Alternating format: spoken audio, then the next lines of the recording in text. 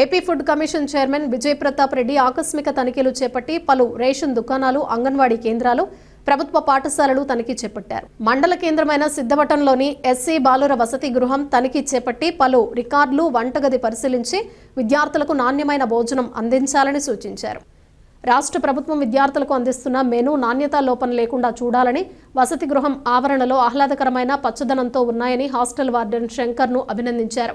ఈ సందర్భంగా గురువారం AP food commission chairman Vijay Pratap Reddy మాట్లాడుతూ దిగువపేట గాంధీ వీధిలోని రేషన్ షాపు తనిఖీల్లో భాగంగా వెళ్లగా రేషన్ షాపు మూసివేశారని, ప్రతిరోజు ఉదయం 8 గంటలకు రేషన్ షాప్ తెరిచి ఉంచాలని, ఎస్సీ హాస్టల్ వసతి గృహంలో విద్యార్థులకు మెరుగైన వసతులు ఉన్నాయని, హాస్టల్ వార్డెన్ విద్యార్థులపై ప్రత్యేక శ్రద్ధ వహించి మెరుగైన సేవలు అందిస్తున్నారని తెలిపారు. Food commission chairman Vijay Pratap రెడ్డికి మండల తహసీల్దార్ ఆకుల తిరుమల బాబు ఘన స్వాగతం పలికారు. ఈ కార్యక్రమంలో మండల RI Prasad Babu, hostel warden Shankar, స్థానిక పోలీసులు తదితరులు పాల్గొన్నారు.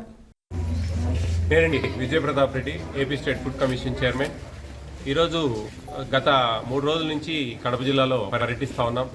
ఈరోజు ఈ రాయంపేట కాన్స్టిట్యున్సీకి తిరుగుతూ ప్రస్తుతం సిద్ధవటం మండలంలో ఉన్నాం. ఇక్కడ ఏదైనా రేషన్ షాప్ చూద్దామంటే 8 o'clock, మామూలుగా ఇప్పుడు 8:45 అయింది టైము. 8 o'clock రేషన్ షాప్ తెరవాలా, మేము వస్తున్నామని చెప్పేసి ఆటోమేటిక్గా అందరూ అది షాపులన్నీ మూసేసి అట్లా రేషన్ షాపులు మన దిగువ సిద్ధవటం అక్కడ రేషన్ షాప్ మూసేయడం జరిగింది. కొంచెంసేపు వెయిట్ చేసాం. అతను ఫోన్ వస్తూ ఉండని చెప్పి స్విచ్ ఆఫ్ చేశాడు ఫోన్ కూడా. అలా ఉంది ఈ రేషన్ డీలర్ల పరిస్థితి. ఇప్పుడు ఒక welfare hostel, pre matric welfare హాస్టల్లో ఉన్నాం.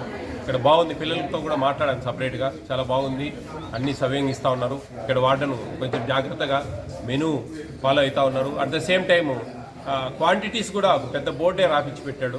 మేము అందరికీ చెప్తా ఉన్నాం, వార్డెన్స్ కూడా ఆ క్వాంటిటీస్ కూడా బోర్డు అనేది డిస్ప్లే చేస్తే ఎన్నెన్ని గ్రామ్స్ వస్తాయి, ఏమేమనేది తెలుస్తుంది.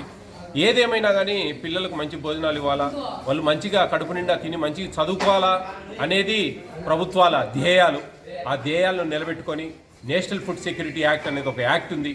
దాని ప్రకారం జాగ్రత్తగా GOMS నెంబర్ 8 అనేది ఫాలో కావాలి. దాని ప్రకారం క్వాలిటీ అండ్ క్వాంటిటీ చెక్ చేసుకుంటా వార్డెన్స్ నిబద్ధతతో జాగ్రత్తగా పనిచేసి ఆ పిల్లలకు సవ్యంగా భోజనాలు పెడితే వాళ్ళ భవిష్యత్తు బాగుంటుంది. వాళ్ళు మంచిగా భోంచేసి మంచిగా చదువుకొని వాళ్ళ జీవితాలకు మంచి మార్గాలు వేసుకుంటారని, దీనివల్ల ఉపయోగపడుతుందని తెలియజేస్తా ఉన్నా. Thank you.